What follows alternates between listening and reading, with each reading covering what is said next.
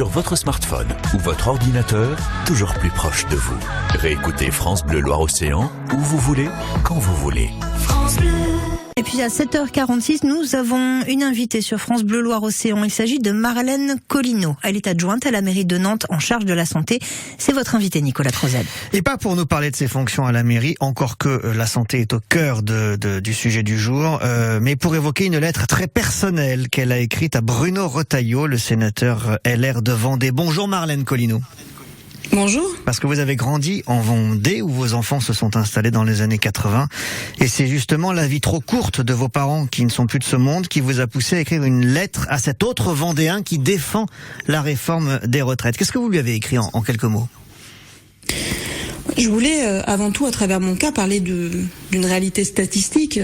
Je voulais parler d'une réalité qui est assez cruelle, qui est on n'est pas égaux face à la mort, qu'on soit ouvrier ou cadre.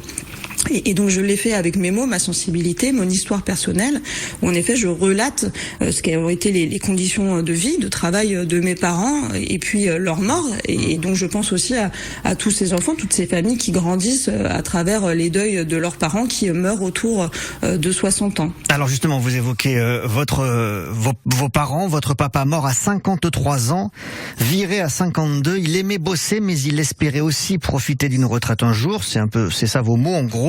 Je résume. Et votre maman, 60 ans, elle est morte à 61 ans, elle tombe malade, elle n'a jamais pu dire je suis retraitée, et quelques mois encore, avant son décès, elle mettait, si je comprends bien, des sardines en boîte dans une conserverie. Ce sont ces exemples-là précis, vous dites, ils aimaient travailler, ils étaient des travailleurs, mais ils aspiraient aussi à pouvoir se reposer. Oui, je crois que c'est ce que dit largement la population en s'opposant à cette réforme des retraites. C'est on peut être tout à la fois attaché à son job, on peut aimer profondément aller au boulot, mais sentir que le corps parfois ne suit plus, que pour la tête aussi c'est compliqué. Voilà, j'évoque aussi la question des horaires décalés, de toutes ces femmes et ces hommes qui travaillent en 3-8 et dont effectivement les souffrances à un moment se font ressentir et ils aspirent à pouvoir simplement se reposer. Et je pense que dans une société comme la France, c'est la discussion qu'on devrait avoir aujourd'hui. Alors dans les commentaires, justement, qui est riche dans les commentaires, Marlène Collineau, oui. J'ai regardé, il y a quand même des personnes qui vous accusent de faire du misérabilisme et qui disent en gros que vos parents, ce sont de tristes exceptions parce que l'espérance de vie progresse et qu'on va pas pouvoir payer 40 ans de retraite à tout le monde. J'entends, mais justement, c'est pour ça que j'ai commencé en disant bien qu'on parle là d'une réalité statistique. Penser que c'est une exception, c'est le contraire en fait de ce que nous dit l'INSEE, puisque les chiffres sont précis.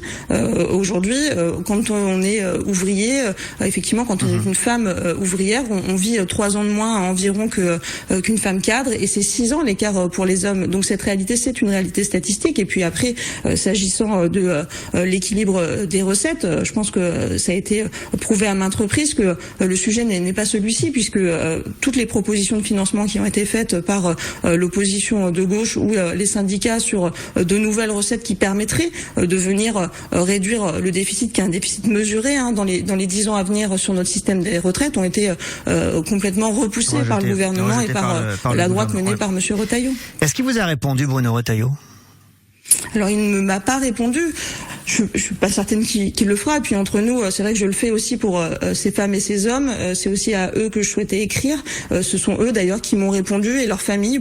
J'ai eu beaucoup de témoignages touchants de personnes qui se sont senties directement concernées parce que, je le répète, malheureusement, c'est une réalité statistique et c'est à ça qu'on devrait s'atteler si on est farouchement, si on est farouchement, ou si on veut défendre l'égalité en fait dans ce pays. Ce sont des choix. De vous dire comment on améliore le sort de ces personnes ou bien comment on les laisse sur le côté, alors même que vous vous rappelez, pendant la crise sanitaire, on considérait que tous ces gens étaient des essentiels qu'il fallait défendre et applaudir tous les soirs. Oui, effectivement. Merci beaucoup, Marlène Collineau. Vous êtes adjointe à la mairie de Nantes, chargée de la santé. Votre lettre ouverte à Bruno Retailleau, on la trouve sur votre compte Twitter avec des mots particulièrement poignants. Merci beaucoup. Bonne journée.